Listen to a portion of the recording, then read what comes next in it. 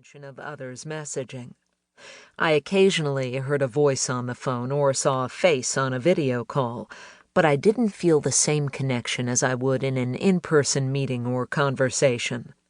Emails were misunderstood, text messages were misinterpreted, and social media posts were all misconstrued. This occurred daily. I was exhausted, I became cynical, and my productivity dropped. Social isolation and digital-only communication were causing me to burn out. I asked my doctors if there was a relationship between the barriers created by digital communication and burnout. Their answer was, "We think so," based on research done by the World Health Organization, WHO. In fact, in May 2019, WHO identified burnout, or chronic workplace stress, as an occupational phenomenon, but my doctors didn't have any specific data beyond that. Well, I had data I'd been collecting since 2013, and I had case studies that demonstrated the value of clarity in leadership communication. You know, I had always thought of communication as the cause of stress, never as a cure for stress. So I began to ask the following.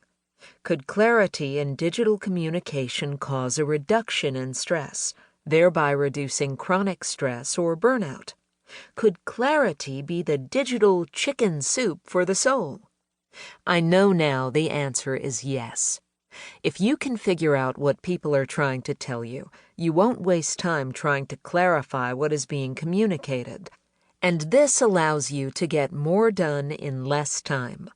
If you get more done in less time, the results are having time to yourself, feeling happier and less stressed, and eventually making more money. Like chicken soup, clarity just makes you feel better. By developing a communication wellness program app, I turned around the horrible effects my cancerous blood, concussion, and business were having on me.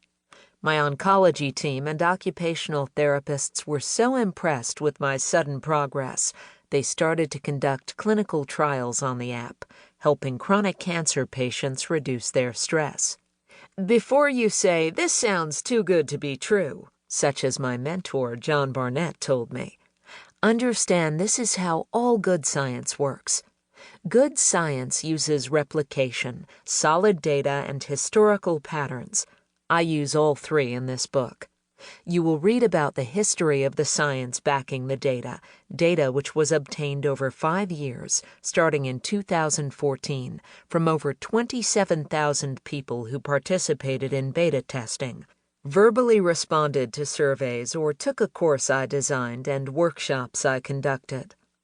All of this quantitative data resulted in a margin of error of 3%, a confidence level of 95%, and a response rate of 11%, which falls within the average response rate for an external survey, defined as a survey sent to people you don't know. My qualitative data collection began in 2013 and resulted in the coding and analysis of over 5,000 documents. I triangulated this data with a meta-study of over 225 academic articles. But it doesn't end there. I also presented my results to other academics for peer review at meetings and conferences throughout the U.S. The system I have developed from this data helps you communicate clearly so you can be understood and understand others. Warren Buffett has stated that if you can increase your ability to clearly communicate, you can double your net worth. For the record, I have not doubled my net worth, but that is more than likely because of my shoe addiction. We've been here before. Because I am a nerd, I know there is a historical link between stress and changes in how we communicate. As an example, let me use the Great Vowel Shift, which began in the mid-15th century and marked the transformation from Middle English to Modern English. Its impact on education, society, and culture was widespread. As the way words were pronounced changed, communication suffered. These changes, just like the move to a digital society,